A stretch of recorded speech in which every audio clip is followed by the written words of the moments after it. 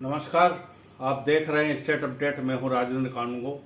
मेरे साथ वरिष्ठ पत्रकार राजनीतिक विश्लेषक डॉक्टर शिशिर उपाध्याय मौजूद हैं और हम चर्चा कर रहे हैं।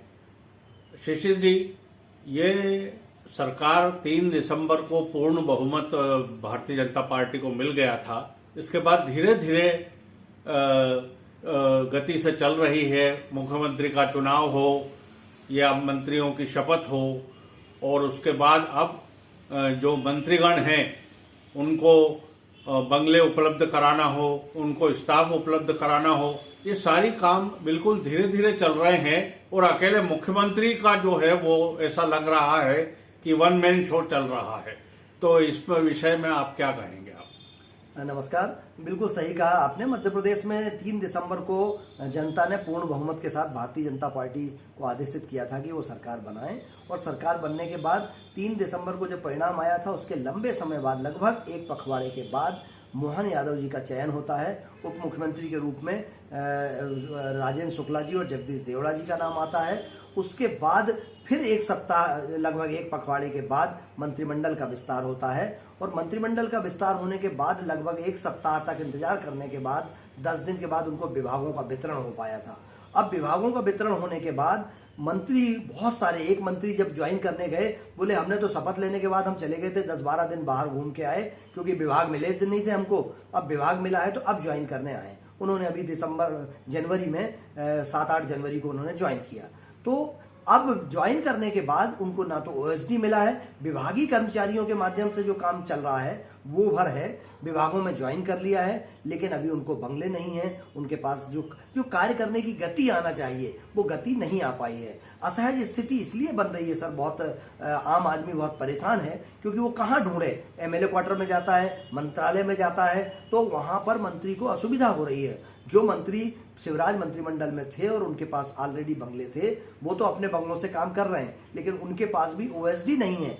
बिना आदेश के जो लोग काम कर रहे हैं वो कितने तथ्यात्मक काम कर पा रहे होंगे, कितना नियमानुसार काम कर पा रहे होंगे, ये एक विचारणीय प्रश्न हो सकता है। मोहन यादव जी मुख्यमंत्री बनने के बाद जिस दिन से मुख्यमंत्री बने हैं वो शायद ही भोपाल के अपने मंत्रालय के ऑफिस में बहुत लंबा समय बैठ पाए हों। लगातार दौरे चल रहे हैं उनके, वो लगातार दिल्ली भ्रमण करते रहे, लगातार आज भी मध्य प्रदेश और उत्तराखंड में विजिट उनका लगातार चल रहा है। आज भी शहडोल, पहले उज्जैन में रात रुकेंगे, शहडोल में आज सुबह से उनके कार्यक्रम है। पूरे प्रदेश में वो, चूंकि लोकसभा चुनाव के लिए वो सक्रिय हो गए। मंत्री कब सक्रिय होंगे? क्योंकि मंत्री जब सक्रिय होंगे जब उनको पूरा स्टाफ मिल जाएगा, संसाधन मिल जाएंगे। अब जो दिग्गज नेता, जो 12 दिग्गज मंत्री हारे हैं और वो कुछ जीते भी हैं, मंत्री नहीं बनाए गए हैं, उनके बंगले खाली कैसे हो पाएंगे? इनको बंगले मिल कैसे पाएंगे? बहुत सारे, एक मंत्री जी से पूछा कि आपका बंगला नहीं हो पाया है अभी तक, आप काम कहाँ से कर रहे हैं? बोले अभी तो हम सड़क पे हैं। तो ये बड़ा उनका दर्द है, क्योंकि जब पूर्णतः स्टेबल हो जाएंगे तभी सरकार की, विभाग की योजनाओं पर वो समय दे पाएंगे। एक और बहुत विचारणीय विषय ये है स्टाफ ना मिल पाना। क्योंकि क्यों नहीं मिल पा रहा है? इसके पहले ऐसा नहीं होता था, फटाफट विभाग मिलते थे, फटाफट स्टाफ हो जाता था, आदेश हो जाते थे।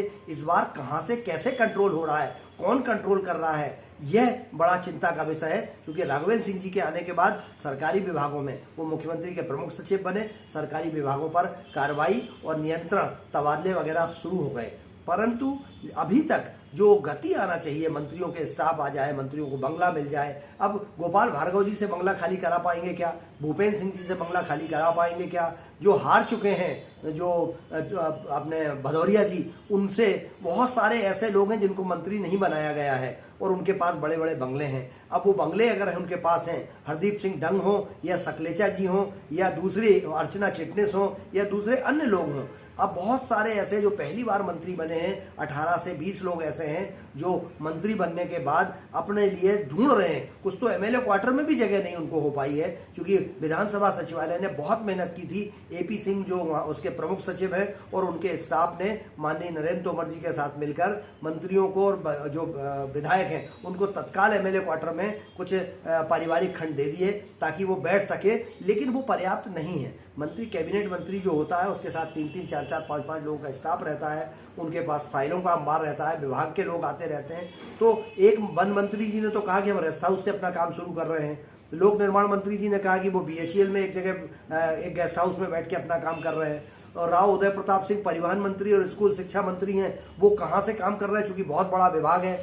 स्वास्थ्य मंत्री जी को चूंकि पहले बंगला मिल चुका था, इसलिए वो अपने बंगले में अपने पुराने स्टाफ के साथ, उनके पास आज से 10 साल पहले 12 साल पहले जो स्टाफ था वो स्टाफ अभी उनके पास है, लेकिन आदेश, विधिवत आदेश अभी उनके जारी नहीं हो पाए हैं। तो ये एक विचारणीय प्रश्न है कि इस पर सरकार की गति आ जाएगी। माननीय मोहन यादव जी चूंकि मध्य प्रदेश के मुख्यमंत्री हैं, उनको और शासन में बैठे अन्य अधिकारियों को ये निर्णय करना होगा।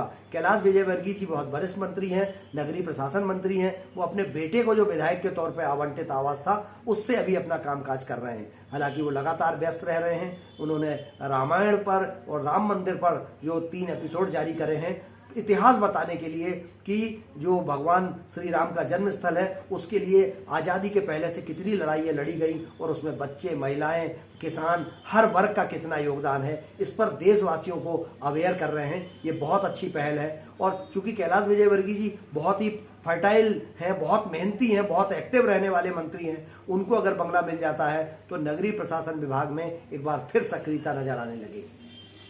अभी स्टाफ के बारे में ये सुना गया है कि नोट शीटें तो बहुत सारे मंत्रियों ने सामान्य प्रशासन विभाग को भेज दी है, लेकिन उनके आदेश नहीं हो पा रहे हैं। दबी जुबान में कुछ कहा जा रहा है कि संघ की सहमति के बिना उनको स्टाफ नहीं मिल पाएगा। इसमें कोई सच्चाई है क्या? सर देखिए, चर्चाएं ये जरूर चल रही हैं और मुख्यमंत्री जी भी संघ कार्यालय में आते जाते रहते हैं, संघ से सभी मंत्रियों का भी संवाद बना रहता है, लेकिन ये अधिकृत रूप से नहीं कहा जा सकता।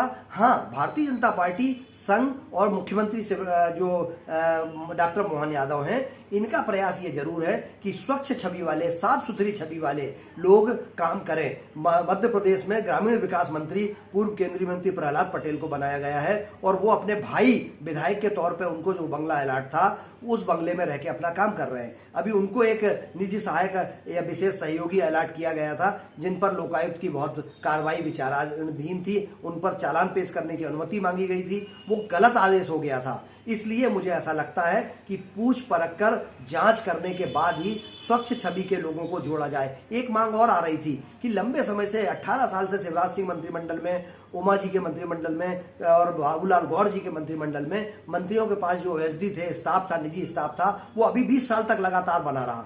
तो उस स्टाफ को चेंज करना बहुत जरूरी है। अगर परिवर्तन लाना है तो नए चेहरों को उससे जोड़ना होगा। अगर परिवर्तन लाना है तो उसके लिए नए चेहरों को नहीं जोड़ेंगे तो काम नहीं हो सकता। मुझे ऐसा लगता है कि शायद यह मंशा हो उच्च स्तर पर संगठन की और संघ की और डॉक्टर मोहन यादव जी।